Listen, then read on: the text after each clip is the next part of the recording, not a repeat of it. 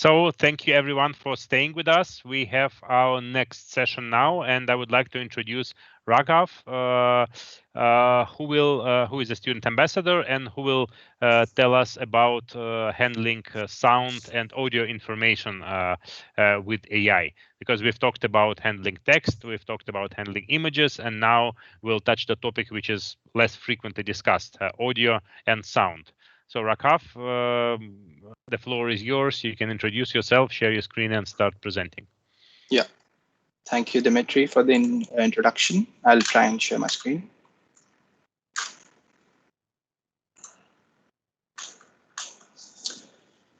Excellent. Yes, I think it should be up now. Yeah. Yeah, we can see. Yeah, okay. Hi. Good evening, everyone, according to the India time zone, and good morning and good afternoon for wherever in the world you are. So I'm Raghav Rawat. I'm a Microsoft Learn Student Ambassador, and I'm an undergraduate student at RV College of Engineering in Bangalore, and I'm majoring in electronics and communication. And yeah, so today I'll be talking about the rather less explored field, at least according to me, in the domain of artificial intelligence. And yes, I would try and give a different angle to today's conference. And I hope you loved the sessions, whichever happened up till now. And I hope you're going to enjoy my session as well. So yeah, let's just start off. So the discussion points for today would be, first of all, I'll try and introduce you to sound recognition, which is, again, a relatively a feature of artificial intelligence, which is highly probable to be seen in day-to-day devices and other applications. But yes, let's try and look at a rather an under the hood aspect of sound AI, and let us understand what actually happens when we talk about sound recognition, speech to text translation, and vice versa, things like that. We're going to talk about sound recognition today. We're going to be seeing how AI in sound is linked with the signal processing, which is again a subject of deep research, and how some typical aspects from signal processing are ultimately used up in the computation of the computation and generation of the data, which we're going to ultimately be using for our neural networks. So yep, that's the surprise. We are going to be using deep learning for doing our sound recognition, and another really important library, which is the LIBROSA library. So we're going to be talking about that as well. And yes, so LIBROSA is again an open source library, just like other Python libraries. We're going to be using TensorFlow as well. And LIBROSA specifically has been developed up till now for music generation and classification, recognition, and things like that. And hence, you can say this is has proven to be a really powerful library for this purpose. We're going to be talking about the model requirements, which we have. Like a lot of people come across CNN models and like different architectures for computer vision applications. But what do we require for actually the speech translation or text-to-speech translation? So there's a bit of difference here. Let's look into that today. And yes, I'm going to be using the CNN model as well, but with a little bit of difference. And many of you would be knowing that sequence models, NLP, and other applications use RNNs and other networks like LSTMs and stuff. But I've tried to implement a project based on CNNs, and let us see how that works out. So moving on. Yeah, so how is the sound intelligence performing today? So recently, there was news about the Qualcomm 888 5G configured chipset.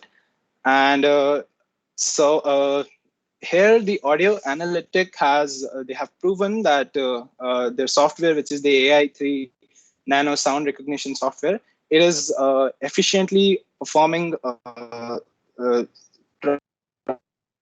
translation and audio assisting the platform, which is basically enabling our day-to-day services and day-to-day activities.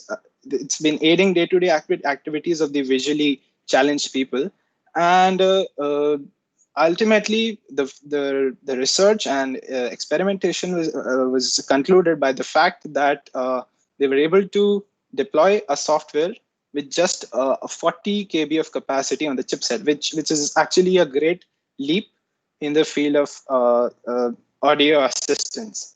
And another really interesting piece of news was when an IITian lost his vision 8 years ago. So his name is Pramit Bhargav, and he has recently developed a voice assistance app. So what the app is doing is basically it's enabling the people to utilize their day-to-day devices such as mobile phones, and he has developed an app which enables a visually impaired person to exactly and efficiently utilize our devices just by internal execution. The app is able to recognize the display of the devices and ultimately give recommendations according to the user. So, for example, today we have been using apps like Uber and food services like Zomato, and then there are other services like Big Basket and stuff like that. So we have been seeing this trend where the people have been moving on and into the sound AI as well. Yeah, moving on. So how is sound recognition going on? Today, the state-of-the-art architectures are with the CNNs, bidirectional LSTMs, and also transfer learning has been of immense importance in the field of sound recognition. So, and also we have cloud services like Microsoft Azure, speech recognition services. There was a brief talk about it in Sammy's session, but I'll also hint upon it, like how the workflow is going on. We then have the speaker recognition API, yeah, again from Microsoft Azure. Then .NET Speech SDK, which is also a really powerful tool. And then we have from AWS, we have recognition and transcribe. These are the powerful cloud ML services, which is being used up in the sound and translation AI services. Yeah. So talking about the API workflow, it's really as simple as any other cloud service where we create a resource group, then we obtain the key and the endpoint for the user. We connect it to the relevant cloud and pricing services, and then we're able to just with the call of an API, we're able to use up the service in an instant. And this can be used up in two ways, with REST API as well as the speech SDK. Also, Microsoft Azure provides a variety of voice pools where you can use up different the voice and accents from different regions across the world. So, and it goes to a deeper specific to much deeper specific regions. Like for US itself, they have different voice pools from US West, US Central, the South Central US, East Central US, and thus they have Asia and others to name a few.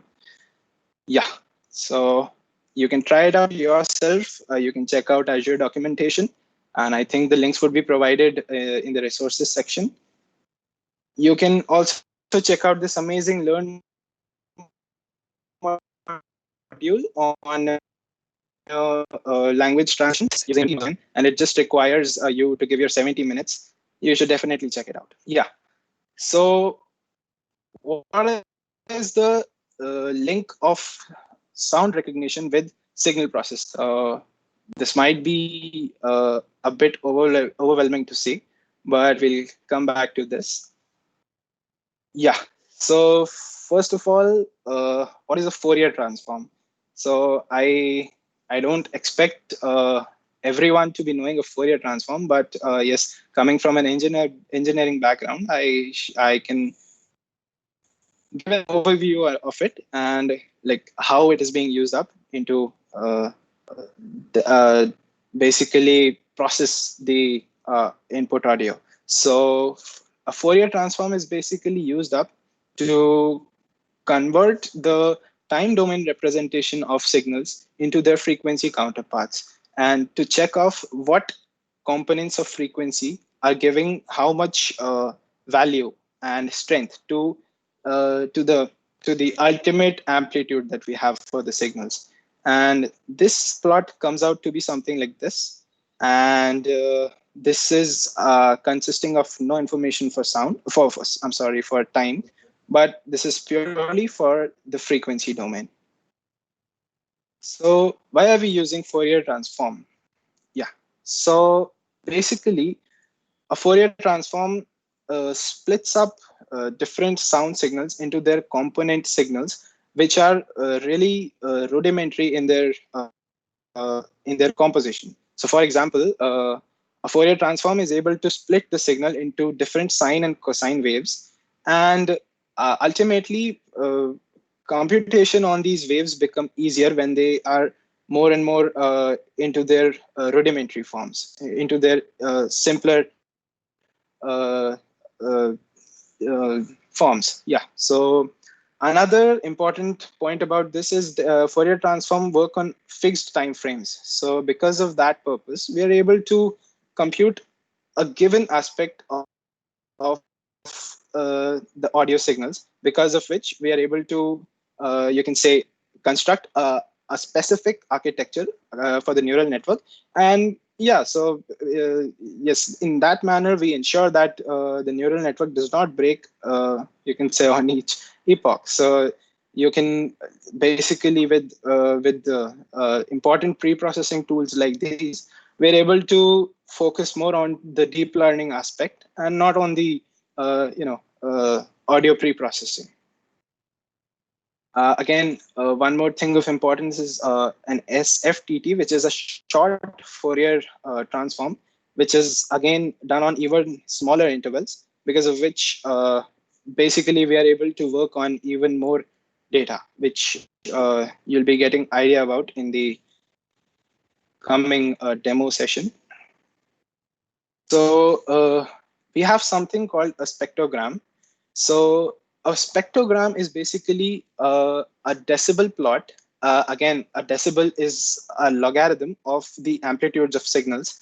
So the spectrogram is more towards the natural tendency of human beings in their perception for the audio.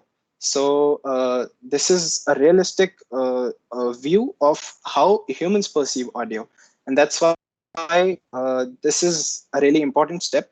Computation of spectrograms is really important here, and it's basically a plot between time and frequency along with a color map, which can be basically seen as a heat map. So you can see, yeah. For your information, we have I have used up a piano audio. So when you play a piano key, you have a high decibel sound initially, and it gradually transforms into lower decibel sound and ultimately fades off. So this is being signified here, where the lower frequencies in the initial time components have a higher proportion of the map, and gradually towards as the time moves forward, we are seeing a lesser component for the same. So our pre-processing pipeline is something like this, where we have So we have the frequency representation, which is being ultimately used up for obtaining the spectrogram maps. And then we use these spectrograms to extract something known as MFCCs. So it stands for Mel Frequency Cepstral Coefficients. I'll be expanding more on that. So these MFCCs are the numerical data which we'll be using as an input to our neural networks. And when we talk about prediction and computation, what the neural networks are doing is basically tuning the data to figure out, tuning the data as per the MFCC coefficients, and to ultimately to figure out what the nature of the audio is. And this is again happening only on basis of the MFCC coefficients. So yeah. So expanding on MFCC coefficients, they are numerical data again, which capture the texture of the sounds. Yeah. So if you see this map is an MFCC versus time map, where you can see different segments, sections. So just for the information here, we have 13 segments here, and I'll let you know why there's a fixed number. So this is again for the same audio file.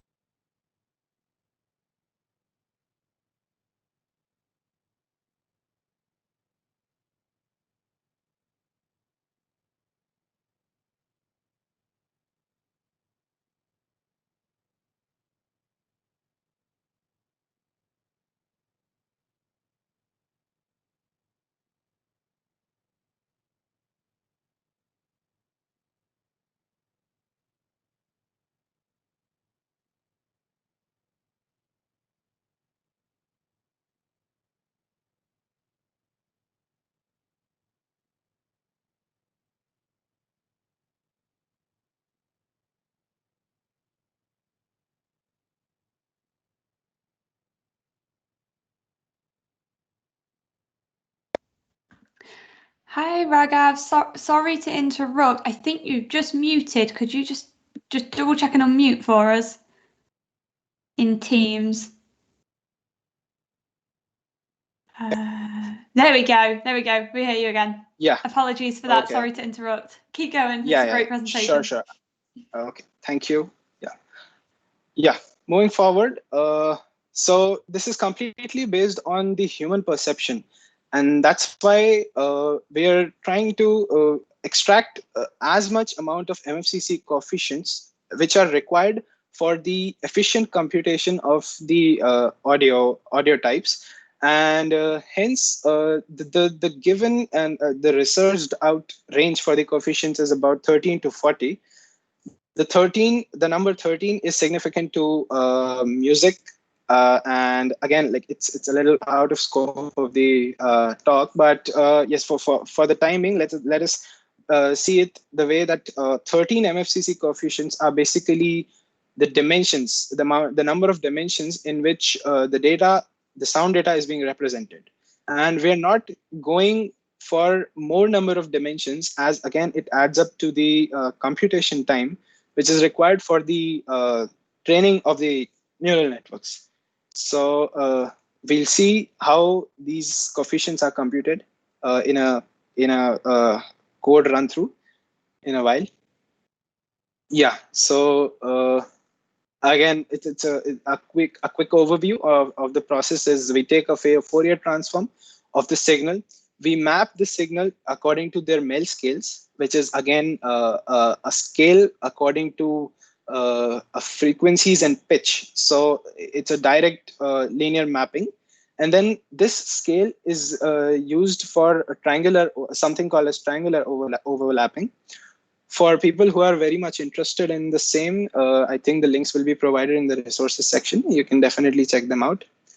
And so this is being used up to compute the decibel ranges by taking off the logs of the powers and ultimately the discrete cosine functions of these MEL scalings. And yeah, so this is the numerical spectrum which we'll be receiving for a given audio file. Here you can see a short representation of what a 13 value MFCC array would look like. This is for an audio period of 0.6 seconds, and I'll tell you how this is being computed in the demo. Yeah, so pre-processing with LIBROSA. So this is, again, as I told earlier, an important open source library which we'll be using. So audio visualization with LIBROSA is very easy. So this is, you can see it's Jupyter Notebook snaps where we are seeing amplitude. I'm sorry. Amplitude versus time representation of the signals. And this graph is of a car horn, and the graph below is of a dog barking. And you can clearly see why is that so, because a car horn is a continuous and elongated interval, whereas a dog barking is of short intervals but with high decibels. You can see how easy it is to sort of load the audio data and get a representation out of them. So I'll be going through this in the Jupyter Notebook. Yeah. So talking about LIBROSA features, we have some really important sub libraries out of the main LIBROSA, which are being used up for audio pre-processing. We have LIBROSA Beat, which is used for estimating the tempo of, you can say, music and other sounds. This is of importance with respect to music generation and classification. We have LIBROSA Display, which is basically using matplotlib routines to display spectrograms and other stuff. Then we have LIBROSA Filters, which is basically used up for, you can say, predictive filtering and other filtering of the audio files. And thus, moving on to LIBROSA Sequence, this is a really important sub-library for sequence modeling and the encoding and decoding of the signals, which is used up, again, within the other core libraries of LIBROSA, such as librosa.feature. You can check out the official documentation. I guess the link would be shared. So moving on. Yeah, so I'm going to be putting up a demo now. There will be four important Python scripts. The first we have is the preprocess.py, which is basically extracting the MFCCs from raw audio files, which would be in .wav format. We'll have a simple feed-forward neural network, which would be having a dropout regularization aspect just to resolve the overfitting. Then we'll be trying out the CNN model and see how we're able to recognize sounds with the CNN model. And where we have seen the application of CNN more in computer vision and its applications. So ultimately, we'll be using the predictor.py file, which loads the train model, and it is taking up completely unseen audio files and trying to predict, the class of the audio or the speaker. So yeah. So okay, I'm really sorry for such a beautiful annotation, but yes, let's quickly move forward with this. So this is the workflow which I'll be employing in my demo. So we have preprocess.py, which is again extracting MFCCs. This gives us the output, a file data.json, and which is again seen as a Python dictionary. And this comprises of the MFCCs, the labels for our data, and hence this format is essentially used up in training of our deep learning models. our model would be dropout regularization or CNN here. And this script would be training the model. And this trained model would be saved and then loaded again in the predictor.py file, because this predictor.py file would internally be taking in a raw audio file as an input. It would be computing the MFCC coefficients from the audio file, and then it would be trying to predict the class of the audio or the speaker from the trained model. And that is how we'll be having basically the ultimate test of the model. So yeah, let's jump to VS Code for the demo. I hope my VS Code window is visible.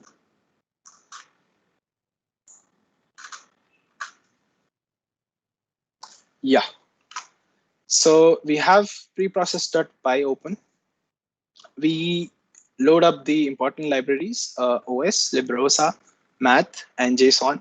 We give dataset path, JSON path, and we have sample rate here. So sample rate is an important component again, where we take continuous distributions of audio files. And again, this is of importance from the signal processing aspect. This is basically sampling, or you can say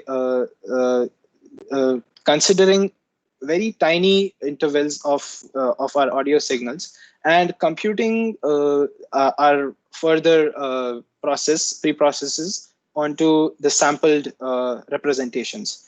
So this is a general constant of the sampling rate that we use.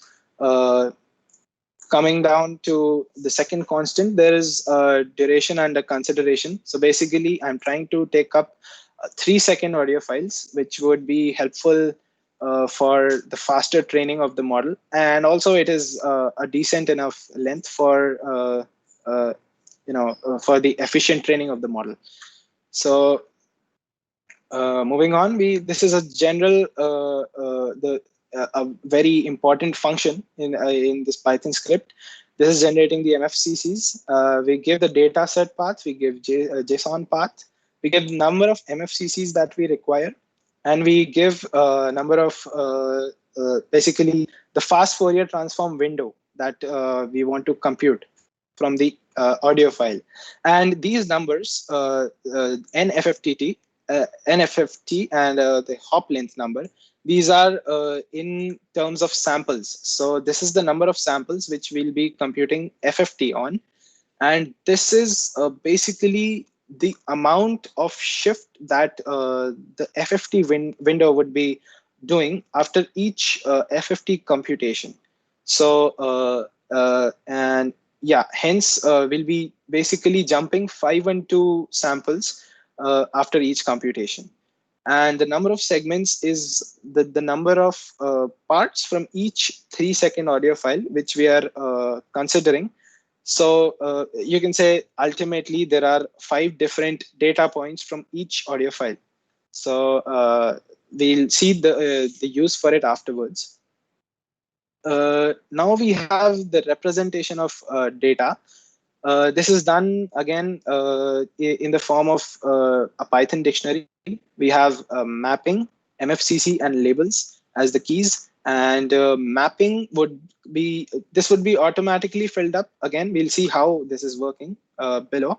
But you can say mapping will consist of all our classes. MFCCs would consist of the data points and their corresponding coefficient values. And the labels would consist of basically the final result which we'll be training the data on. So I think there will be a shortage of time. So I'll just quickly go through the file. I'll first run this, or let us just complete the walkthrough, and I'll show you the final result. I think that would be good. So here, this function again takes up the path directory, the data set, data set is stored up in our local root directory, which I'll quickly show to you. Yeah, so this is our root directory where we have 5 different classes. We have a dog barking, an ambulance, a fire truck, and the sounds of general traffic. So I'm sorry, there are just 4 classes. So let's just quickly see how this is being represented. I'll open my JSON file, one of the JSON files, to show you the representation. Yeah, so this has the MFCCs only for since this is a test.json file. So there isn't any label at the moment, but this is just the MFCCs of the data. Here is the data.json, which I was talking about earlier. It will take a bit of time to open since it's a huge file. Yeah, so here we have mapping and MFCCs. So you can have the idea like what this file is, how this file is represented, basically. Yeah, so this is the file which is extracting the MFCCs, and this is dumping the MFCCs into a JSON. That is the data.json. Again, I'm not starting the training. I think it would take a lot of time. So this is my general dropout regularization architecture. I can surely run this and show this to you. Hi, Raghav. I'm really sorry. We are going to have to move on, unfortunately. We are a little tight on time because we have so many sessions. Yeah. However, I do know that you have shared the code, right, in our resources. Yeah. So can people go and run this for themselves? Is it in that kind of useful kind of format? Yes. I believe I have shared my GitHub repo, and the code would be totally available for everyone to check out. I know it was a pretty deep talk to complete in half an hour, but I'm really sorry. No. I hope it was enjoyed. However, we could cover. But sure, reach out to me for any questions, and let's have a good discussion on any of the topic regarding signal processing or sound AI and anything like that. Yep. Fantastic. Thank you so much. So for everyone, Raghav, if you head over to the chat.